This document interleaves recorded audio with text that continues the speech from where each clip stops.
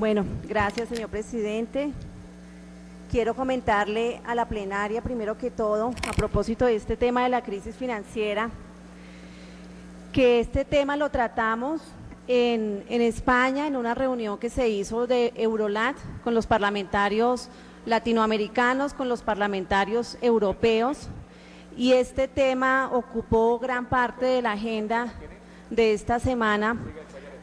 Y quiero comentarles cómo definitivamente la crisis financiera no es una crisis que pase fácilmente. Yo he recogido los comentarios que han hecho muchos de los parlamentarios latinoamericanos y muchos de los parlamentarios europeos, inclusive se han sacado allí varios documentos que fueron aprobados en la plenaria de esta corporación. Algunas de las cosas que se manifestaron y que son preocupantes y que se le hizo un llamado a todos los líderes que se reunieron en días pasados del G20, se le hizo un llamado porque todos los parlamentarios latinoamericanos, europeos, consideran que muy floja la posición del G20. ¿Por qué? Porque ellos manifiestan lo siguiente, que hay que hacer cambios en la estructura financiera internacional. Por ejemplo, hay que eliminar los paraísos fiscales. Y cuando se hizo ese pronunciamiento, algún parlamentario participó, un parlamentario francés, si mal no recuerdo, y él manifestó, eso no es cierto, los paraísos fiscales no se van a acabar. Ya los países árabes dicen bienvenidos capitales de estos países, más o menos 47 paraísos fiscales que hay en el mundo. Se van a trasladar estos capitales a los Emiratos Árabes. Por eso con cierto escepticismo se dijo que no se van a acabar los paraísos fiscales, que es una de las propuestas que hacen los líderes a través del G20. Que hay una incoherencia, ¿sí?, de las políticas macroeconómicas internacionales, y aquí algún senador latinoamericano manifestó que definitivamente el modelo neoliberal sí ha fracasado y que vienen momentos mucho más difíciles, que esta crisis comienza y que afecta a todas las economías mundiales. Hablemos de un ingrediente nuevo. Los países latinoamericanos tienen una gran preocupación y recordemos, señores senadores, que aquí se aprobó el diálogo político que está haciendo, que está negociando, que ha negociado la Comunidad Andina con la Unión Europea. Y uno de los temas que aquí tratamos fue la migración, porque mucho más ambicioso es Europa en su negociación que lo fue Estados Unidos. Y el tema de migración es uno de los temas más importantes y que en esta cumbre de parlamentarios se trató. ¿Por qué?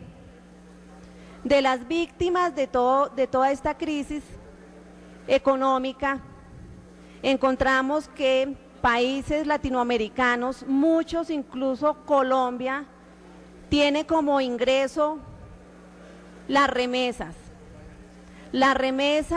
de en este caso de los colombianos que nos mandan desde Europa, desde Estados Unidos, y es el segundo ingreso económico que tiene Colombia. Casi que podemos decir que ya no exportamos nada más sino gente, que vivimos de la remesa que mandan ellos porque es el segundo renglón de la economía, y que gracias a esta crisis económica que ahonda el desempleo en esos países, los primeros afectados fueron los migrantes. Ellos son los primeros desempleados de España, de Estados Unidos, y no solamente el desempleo que está generando en la población migrante, sino también la directiva europea de retorno obligatorio o las deportaciones que están haciendo ya estos países de nuestros connacionales. Así que miremos y tomemos apunte.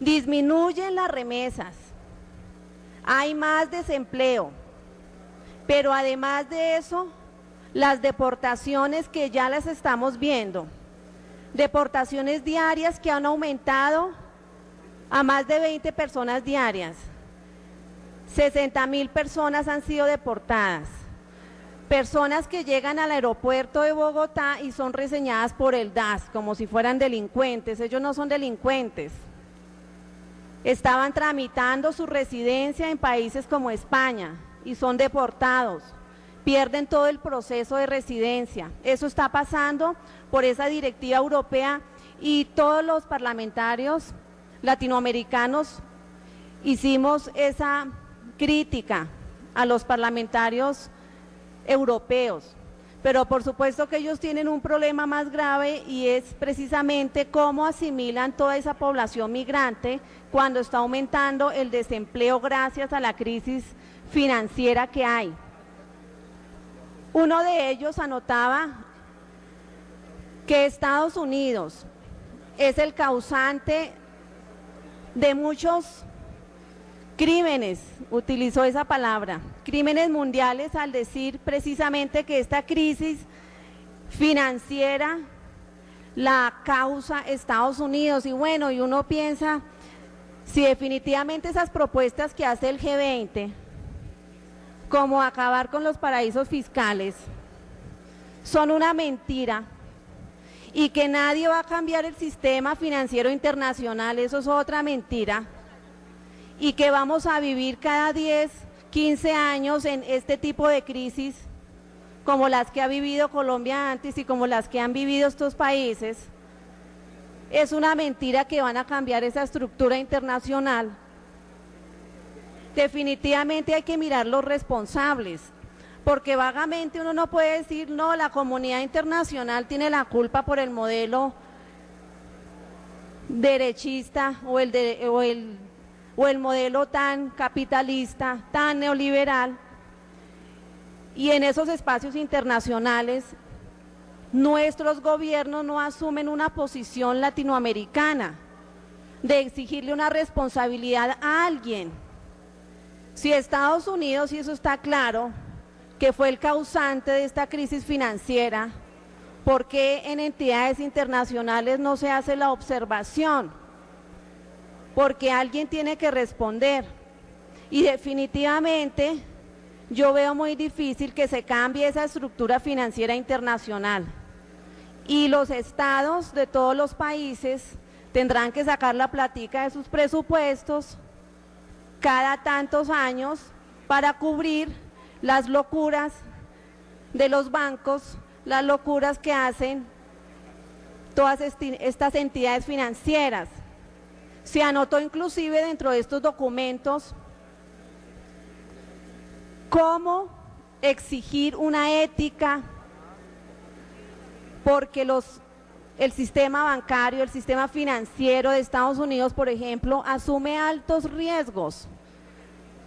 Tan alto es el riesgo que asume el sistema financiero como el de Estados Unidos, que pone en juego al mundo entero.